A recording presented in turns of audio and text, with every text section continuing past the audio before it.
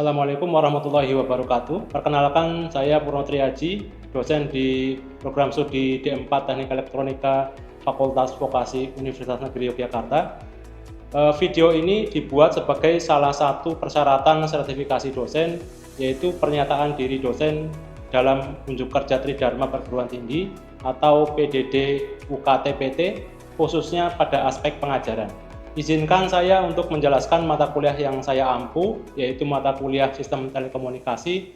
Dalam mata kuliah ini, mahasiswa akan dibekali dengan berbagai konsep dasar dan prinsip kerja sistem telekomunikasi, mulai dari pengenalan sistem komunikasi, media transmisi, hingga teknik modulasi dan akses jamak. Tak hanya itu, mata kuliah ini juga akan mempelajari konsep penting seperti konsep desibel, propagasi gelombang elektromagnetik, dan karakteristik antena, semua hal yang sangat krusial dalam mendesain dan memahami performa sistem komunikasi. Lebih jauh lagi, mata kuliah ini juga mempelajari teknologi switching, komunikasi serat optik, sistem satelit, hingga evolusi jaringan seluler dari generasi pertama hingga teknologi generasi kelima atau 5G. Mata kuliah ini dirancang tidak hanya memberikan pemahaman secara teoritis saja, tapi juga kemampuan untuk menganalisis dan merancang sistem telekomunikasi sesuai dengan kebutuhan di dunia industri dan riset. Capaian pembelajaran lulusan dari program studi yang dibebankan pada mata kuliah ini meliputi yang pertama CPL 3, yaitu mampu mengaplikasikan pengetahuan yang mendasari keilmuan teknik elektronika, baik secara teoritis maupun praktik. Kemudian CPL 4, yaitu mampu mengembangkan aplikasi teknologi elektronika sesuai dengan kaidah ilmu keelektronikaan. Untuk capaian pembelajaran mata kuliah meliputi beberapa aspek, yaitu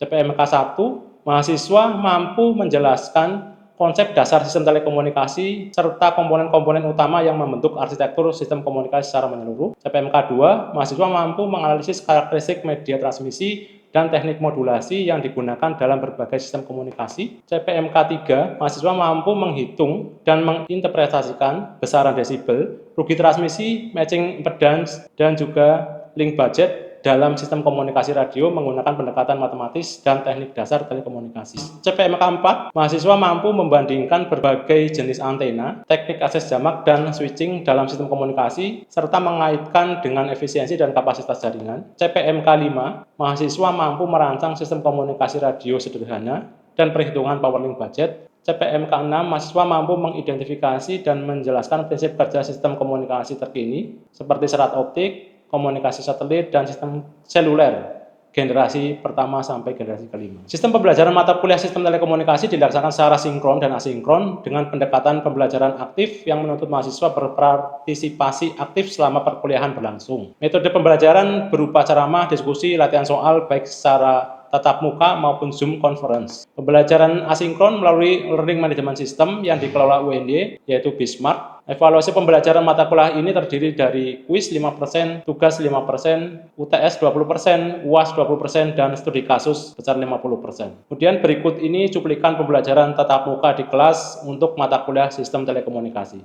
Selamat menyaksikan. Bismillahirrahmanirrahim. Assalamualaikum warahmatullahi wabarakatuh. Selamat siang semuanya. Sehat semua ya hari ini ya. Di hari ini kita bertemu kembali di mata kuliah Sistem Telekomunikasi. Ya. Sebelum kita masuk ke pembelajaran, kita awali pertemuan ini dengan berdoa terlebih dahulu.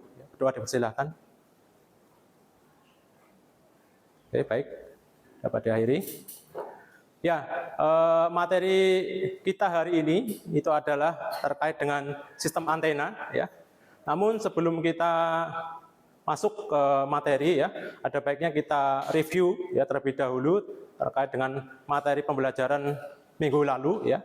Kita sudah mempelajari tentang sistem komunikasi wireless ya atau nirkabel.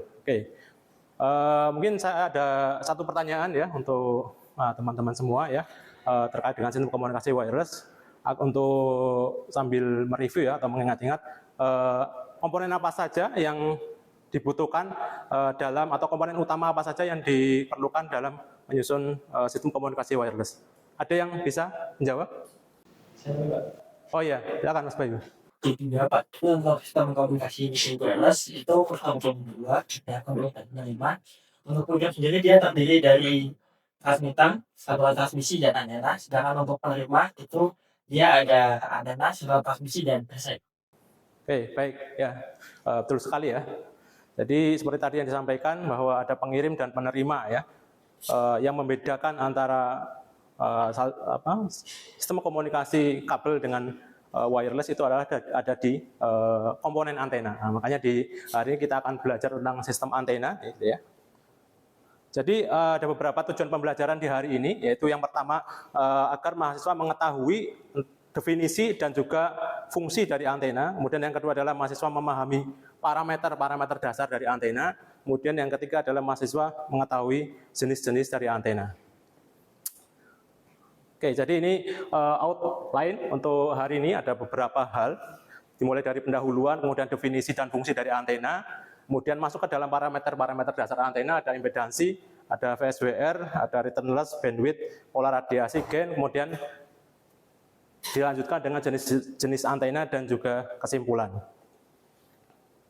Oke, masuk ke materi ya. Jadi tadi juga sudah disebutkan sama teman kalian. Jadi untuk terkait dengan sistem antena kita bisa melihat ya dalam sebuah link komunikasi wireless di mana posisi antena gitu ya. Bahwa tadi disampaikan komunikasi itu ada pengirim dan penerima gitu ya. Pengirim dan penerima. Jadi di pengirim ada transmitter, ada saluran transmisi, ada antena, antena pengirim tentunya. Kemudian di sisi penerima itu ada antena penerima, kemudian masuk ke saluran dan masuk ke receiver ya. Nah, di masing-masing blok itu nanti ada komponen-komponen penyusunnya lagi ya untuk mengolah informasi sehingga informasinya bisa diterima di sisi penerima. Nah, jadi mengapa itu krusial ya? Antena memiliki fungsi yang sangat penting dalam sistem komunikasi wireless. Oke. Mungkin sudah tidak asing lagi ya, antena kita sudah sering dengar. Mungkin di sini ada pertanyaan apa itu antena. Mungkin ada yang bisa memberikan pendapatnya, silakan. Izin menjawab. Oh ya, silakan. Antena merupakan suatu komponen atau perangkat yang dirancang untuk menerima ataupun mengirim gelombang elektromagnetik, Pak. Oke, ya. Oke, betul sekali Mas Arya ya. Jadi ada beberapa definisi ya terkait dengan antena sebenarnya. Tadi disampaikan bahwa antena adalah sebuah device yang digunakan untuk memancarkan ataupun menerima gelombang elektromagnetik gitu ya. Dari pengirim ke penerima ataupun sebaliknya ya. Kalau di sini kita bisa lihat jadi ada gambarannya seperti itu gitu ya. Antena merupakan perangkat berfungsi untuk memancarkan menerima gelombang elektrik dari saluran transmisi ke udara atau ke ruang bebas ataupun sebaliknya. Memancarkan ketika diposisikan sebagai pengirim, kemudian menerima itu ketika diposisikan sebagai antena penerima ya. Nah, kemudian bisa juga didefinisikan antena merupakan bangun transisi ataupun elemen transisi antara penyepadan impedansi antara saluran transmisi. Saluran transmisi itu ada 50 ohm ya. Kemudian ditransisikan ke ruang bebas yang itu adalah besarnya 377 ohm. Nah, itu ada juga yang membuat hipotesa semacam itu ya. Jadi antena itu sebagai bangun transisi atau perantara gitu ya antara saluran transmisi dan ruang bebas gitu ya. Nah, kemudian jadi fungsi antena itu untuk apa gitu ya. Jadi antena itu ada beberapa fungsi. Yang pertama sebagai konverter ya, yaitu mengubah bentuk sinyal ya dari sinyal listrik ke dalam bentuk sinyal atau gelombang elektromagnetik ya pada saat sebagai pengirim ataupun pada saat sebagai penerima adalah sebaliknya mengubah gelombang elektromagnetik ke dalam bentuk sinyal listrik ya. Nah, itu yang bisa disebut antena itu sebagai transducer ya. Transducer itu sebuah device ataupun alat komponen yang mengubah sebuah besaran ke besaran yang lain. Kemudian fungsi kedua itu ada sebagai radiator, yaitu memancarkan gelombang elektromagnetik ke udara bebas sekelilingnya ya. Kemudian yang ketiga itu antena berfungsi sebagai matching impedance ya, ataupun penyesuai impedansi. Tadi saya katakan bahwa antena merupakan sebuah device atau komponen transisi gitu ya antara saluran transmisi dengan ruang bebas. Jadi saluran transmisi memiliki impedansi 50 ohm, sedangkan ruang bebas itu punya impedansi sebesar 377 ohm. Jadi antena berfungsi sebagai penyepadan impedansi gitu ya. Impedansi masukan antena adalah perbandingan antara tegangan dan arus pada titik masukan ya, atau feed point antena. Kalau antena itu berarti ada di portnya ya, atau di konektornya gitu ya. Itu diukurnya nanti di situ ya, yaitu tempat antena terhubung ke sumber ataupun rangkaian transmisi seperti kabel koaksial ataupun rangkaian pemancar penerima. Nah, persamaannya ada di depan ya. Di Zin adalah Rin plus Jxin gitu ya. Impedansi masukan adalah R atau komponen resistif ditambah dengan komponen reaktifnya gitu ya. Itu bisa kapasitif, bersifat kapasitif ataupun induktif. Ya, jadi kalau di dunia telekomunikasi ya, itu saluran transmisi itu nilainya tadi ya 50 ohm. Jadi diharapkan antena itu di titik catuannya adalah sebesar 50 ohm. Ya. Jadi kalau ada beda impedansi, maka nanti akan menyebabkan yang namanya mismatch ya, mismatch atau pemantulan gelombang. Nah, mengapa itu penting impedansi gitu ya? Impedansi masukan itu harus sesuai. Tadi saya katakan harus match ya antara saluran transmisi dengan antara saluran transmisi dengan antena atau beban ya. Kalau saya mungkin bisa gambarkan begitu ya. Jadi kalau ini saluran gitu ya. Kemudian ini ada titik catuan ke antena ya.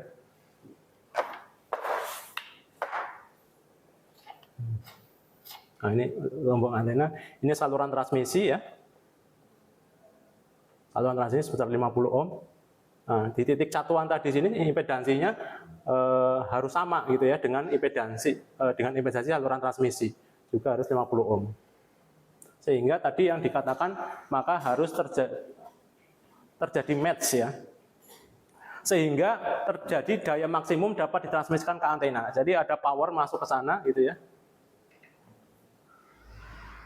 Daya yang ditransmisikan itu akan ya paling tidak hampir 100% gitu ya. Dipancarkan semua gitu ya. Nah, kalau ini dan ini tidak match ya, atau impedansi di sini tidak sama dengan 50 ohm, maka nanti akan terjadi yang namanya pantulan ya. Jadi ada sebagian daya yang dipantulkan kembali ke sumber ya. Di sini kan sumbernya ya. Nah, itu yang tidak diharapkan ya. Meskipun ada yang diharapkan kecil ya.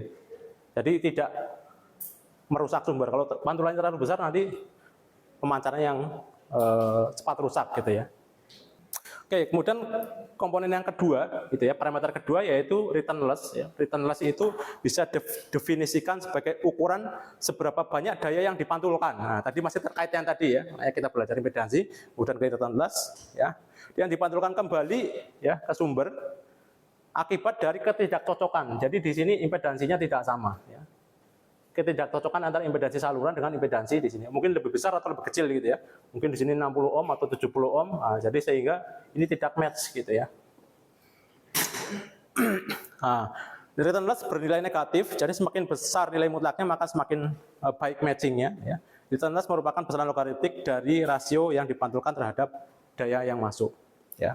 Kalau dibuat persamaan ya, di atas dituliskan minus 20 logaritma 10 ya, koefisien pantul ya. Sedangkan koefisien pantul yang R tadi ya bentuknya seperti itu bisa dihitung dengan Zin min Z0 dibagi Zin plus Z0 ya. Ya, jadi Zin itu yang di sini ya, yang di kemudian Z0 adalah yang di atas ya, Z antena. Oke. Nah, ini adalah interpretasi dari nilai return loss ya. Tadi kalau nilainya minusnya semakin besar, maka refleksinya semakin kecil ya. Ini bisa dilihat gitu ya. Standar minimumnya itu adalah minus 10. Kalau return loss-nya nilainya minus 10 ya. Itu daya yang dipantulkan refleksinya sebesar 10% ya. Itu masih diperbolehkan ya. Jadi threshold-nya sebesar minus 10 dB ya dengan nilai refleksi 10% ya. Di bawah itu semakin bagus gitu ya. Jadi semakin sempurna gitu ya. Nah, nanti kaitannya dengan parameter setelah ini ya, VSWR. Nah, kemudian koefisien pantul dan VSWR. Nah, ini masih terkait ya. Jadi untuk mengetahui seberapa baik matching antara antena dan saluran transmisi, maka digunakan parameter VSWR ya. VSWR itu Persamaannya ada di atas, 1 plus R per 1 min R gitu ya. R itu adalah koefisien pantul. Tadi koefisien pantul sudah dijelaskan untuk rumusnya ya. Kemudian nilai VSWR ideal itu adalah 1 ya. VSWR ideal adalah 1, artinya matching sempurna ya, tidak ada pantulan ya. Tidak ada pantulan. Jadi kalau nilainya saya berikan contoh ya, kalau misalkan Zin sama dengan 50 ohm ya, kemudian Z0-nya adalah 50 ohm ya, kalau dimasukkan ke persamaan itu ya, koefisien pantul sama dengan 0 ya. Koefisien pantulnya adalah 0 ya. Artinya tidak ada pantulan ya. Ketika Zin dan Z0-nya sama, maka pantulannya 0, ya kan? Nah, sehingga nilai VSWR sama dengan 1 plus R per 1 min R, ini mutlak ya. Nah, jadi 1 plus 0 per 1 min 0 ya. Berapa? 1 ya. Nah.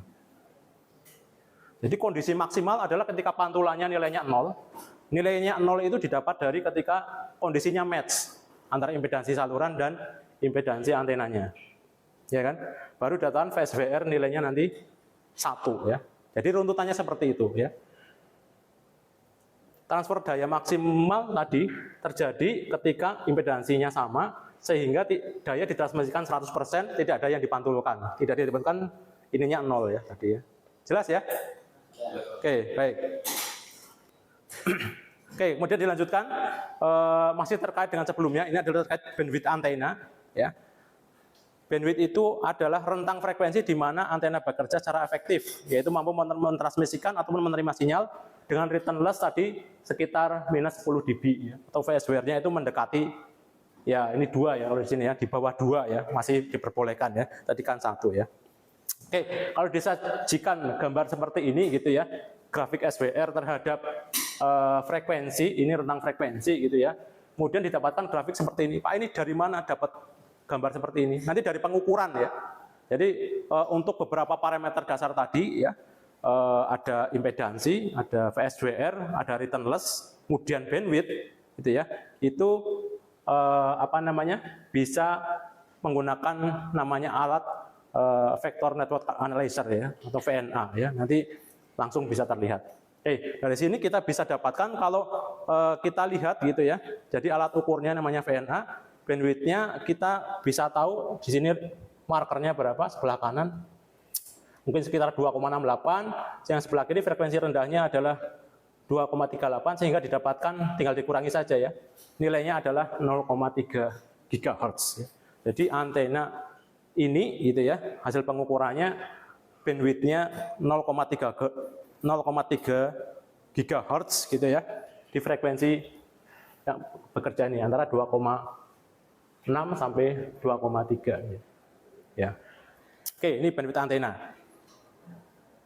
Oke, kemudian masuk ke pola radiasi antena ya. Pola radiasi antena adalah representasi grafis dari distribusi daya ya, atau intensitas gelombang elektromagnetik yang dipancarkan atau diterima oleh antena ke berbagai arah di ruang 3 dimensi ya. Pola ini menunjukkan bagaimana antena memancarkan atau menerima sinyal ke ke segala arah ya, relatif terhadap posisinya ya. Pola radiasi antena itu ada 3 macam gitu ya. Yang pertama adalah pola radiasi isotropis ya, kemudian omnidireksional dan direksional ya. Untuk yang isotropis ya, itu kita beranggapan antena adalah sebuah titik yang memancarkan ke segala arah sama besar ya. Nah, namun ini dalam kenyataannya antena yang seperti ini tidak ada ya, ini hanya secara teoritis saja. Ya. Antena ini biasanya digunakan untuk referensi ketika pengukuran ya, antena isotropis. Kemudian pola radiasi omnidireksional ya, ini memancarkan daya ke segala arah ya. Bentuknya seperti donat ya, seperti yang ada di ini gambar di atas ya. Contoh antena yang mempunyai pola radiasi ini diantaranya adalah antena dipol ataupun monopol ya. Nanti ada gambarnya di belakang ya, atau setelah slide ini ya. Biasanya digunakan untuk broadcast ataupun point to multi point ya, untuk pemancar televisi ataupun pemancar radio menggunakan antena ini. Kemudian antena pola radiasi yang berikutnya adalah direksional ya, atau terarah ya. Jadi antena punya pola radiasi yang memancarkan daya ke arah tertentu saja gitu ya. Jadi gain antena ini relatif lebih besar dari antena omnidireksional ya. Itu jelas ya, pasti ya, dari gambarannya nanti bisa dilihat gitu ya. Kemudian jika pancarnya semakin besar maka nanti nilai G-nya juga semakin besar gitu ya, direktivitasnya semakin besar. Tadi ada antena yang seperti ini ya, pola radiasinya misalkan ada back lobe-nya, kemudian ada antena juga yang pola radiasinya. Jadi untuk yang ini nilai G-nya tentu lebih tinggi daripada yang ini gitu ya, yang belakang. Nah, contohnya mungkin antena ini ya, yang bentuknya seperti itu ya, di bawahnya. Oke, jadi ada beberapa unsur ya dalam pola radiasi direksional ya. Ada main loop. Main loop itu pola pancaran yang utama ya, major loop. Kemudian ada minor loop. Minor loop itu loop-loop yang kecil. Ada side loop ya, ada back loop, ada side loop ya. Oke, ini gambaran secara umum seperti ini ya untuk pola radiasi antena ya, yang direksional. Ada beberapa parameter tadi ya. Ini penjelasannya sudah saya sampaikan tadi. Kemudian masuk ke gain atau penguatan antena gitu ya. Gain antena adalah ukuran kemampuan antena untuk memfokuskan energi ke arah tertentu gitu ya, dibandingkan dengan antena referensi ya. Sehingga gain ini menyatakan seberapa kuat sinyal yang dapat dipancarkan atau diterima oleh antena ke dalam arah tertentu ya. Kalau praktisnya biasanya ketika pengukuran nanti menggunakan antena pembanding ya. Kemudian baru kita bisa mendapatkan berapa nilai G-nya gitu ya. Oke. Jelas sampai sini? Bisa dilanjutkan ya. Oke, kita masuk ke beberapa jenis antena ya, agar kalian tahu apa saja jenis antenanya. Yang pertama yaitu antena dipole ya. Antena dipole itu variasinya juga sangat banyak gitu ya. Ada antena dipole pendek, dipole lambda per 4 atau setengah lambda itu juga ada gitu ya. Ada full dipole ya. Nanti kalian juga bisa untuk perancangan ya. Ini ada persamaannya tapi bisa juga untuk untuk menambah wawasan bisa menggunakan kalkulator ya antena untuk mengetahui seberapa besar ya dimensinya nanti gitu ya. Di sini tinggal memasukkan frekuensinya berapa, diameter, kemudian sehingga diketahui panjang gelombangnya berapa ya. Sehingga panjang pendeknya berapa masing-masing lengan bisa diketahui gitu ya. Untuk panjang gelombang masih ingat ya, persamaannya apa? C sama dengan lambda kali frekuensi ya. Nah, sehingga kalau menghitung panjang gelombang, makanya ketika perancangan antena harus mengetahui frekuensinya terlebih dahulu ya. Kita mau membuat antena di frekuensi berapa? Misalkan di 2,4 giga misalkan. Ya tinggal dimasukkan saja ya, lambda sama dengan C per F ya. C-nya 3 kali 10 pangkat 8 ya kan, meter per sekon, dibagi dengan frekuensinya 2,4 giga misalkan jadi 10 pangkat 9. Nah nanti didapatkan nilai lambda. Lambda itu adalah panjang gelombang ya. Misalnya kalau kita membuat setengah lambda ya tinggal setengah kali lambda ini berapa. Ya, nanti dalam sentimeter ya. Oke, berikutnya antena helix ya. Antena helix bentuknya seperti ini ya. Jadi seperti lilitan gitu ya. Bagaimana ini juga memiliki pola radiasinya direksional ya atau terarah. Ya, kemudian ada beberapa parameter dalam merancang gitu ya. Jadi di perancangan kita harus memperhitungkan seberapa panjangnya, kemudian berapa diameternya, ya, kemudian berapa lebar reflektornya. Nanti di pertemuan berikutnya kita akan bahas gitu ya. Paling tidak seperti ini dengan kalkulator kita juga bisa memperhitungkan gitu ya. Kemudian ada antena Yagi-Uda ya. Ini bentuknya yang sudah sering kalian lihat ya, antena televisi salah satunya ya. Aplikasinya itu ya. Jadi kalau di antena Yagi-Uda ada 3 komponen utama, yaitu reflektor, ada driven, kemudian ada director. Ya, driven itu adalah elemen yang dicatu gitu ya. Kemudian antena yang bereflektor ya. Ada beberapa macam juga ya. Ada antena parabola ya, ada antena grid ya. Nah, sebelah kanan ini grid ya, kemudian antena corner. Corner pun nanti bisa macam-macam ya. Cornernya mau berapa derajat gitu ya. Nah, ini berapa derajat antenanya. Nah, ini biasanya dipakai untuk memantulkan ya. Sehingga nilai G-nya nanti akan tinggi gitu ya. Kalau parabola kan biasanya untuk transmisi jarak jauh ya, satelit dan lain sebagainya. Oke. Kemudian ada antena microstrip ya atau antena patch ya. Ini yang banyak dimodifikasi, banyak digunakan untuk berbagai berbagai aplikasi komunikasi gitu ya.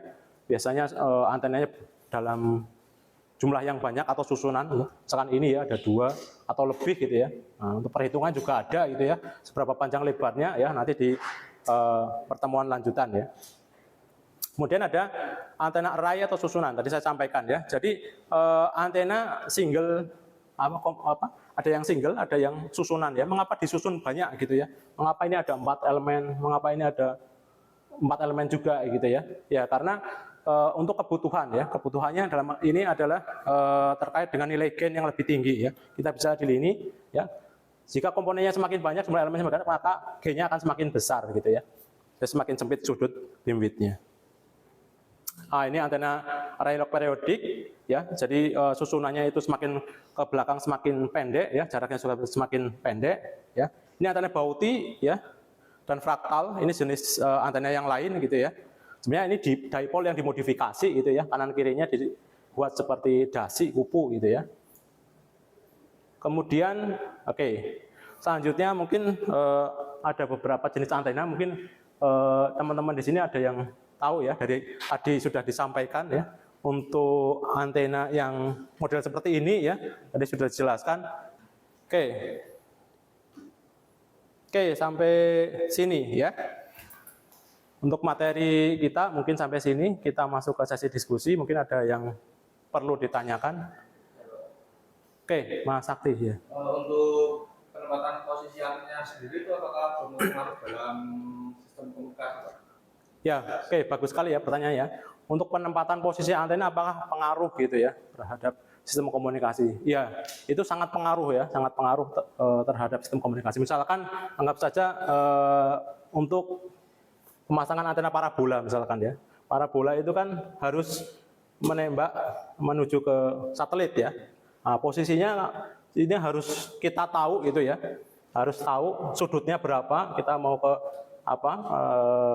satelit yang mana. Jadi kita harus tahu posisinya longitude latitude-nya di mana, kita harus tahu sudut elevasinya berapa ya. Sudut elevasinya berapa, kemudian azimutnya berapa ya. Itu ya, Mas. Baik. Saya kira cukup ya untuk pertanyaan dan diskusi hari ini ya. Untuk kesimpulan ini ada terkait dengan parameter-parameter dasar tadi gitu ya. Bisa disimpulkan bahwa gain itu adalah kemampuan antena untuk memfokuskan energi ke arah tertentu ya. Tadi kita juga belajar bandwidth merupakan rentang frekuensi operasi dari antena. Kemudian ada return loss adalah besarnya daya yang dipantulkan kembali gitu ya. Dengan batasan tadi paling tidak minus 10 dB ya thresholdnya. Kemudian ada impedasi masukan adalah rasio tegangan terhadap arus di titik input antena ya. Kemudian pola radiasi, distribusi daya radiasi antena ke berbagai arah ya. Kemudian kesimpulan berikutnya beberapa antena tadi yang sudah disampaikan ada dipole, monopole ya, kemudian ada microstrip ya, Giuda itu punya karakteristik tertentu gitu ya, tadi sudah disampaikan. Jadi penggunaannya harus menyesuaikan dengan kebutuhan gitu ya. Berikutnya untuk tugas gitu ya. Tugas itu sudah saya upload di LMS ya, di Bismart ya. Nanti bisa dikerjakan, deadline-nya adalah 3 hari dari hari ini ya. Nanti tolong dikerjakan sesuai dengan deadline yang sudah ditentukan. Baik, terima kasih ya untuk sesi pembelajaran hari ini ya. Semoga bermanfaat ya. Kita akhiri pertemuan ini dengan doa penutup. Doa dipersilakan. Baik, dapat akhiri. Untuk presensi, tokennya saya kirim di WA ya. Nanti bisa diinputkan di sistem. Baik, sekian dari saya. Kurang lebihnya mohon maaf. Sekian. Assalamualaikum warahmatullahi wabarakatuh. Waalaikumsalam.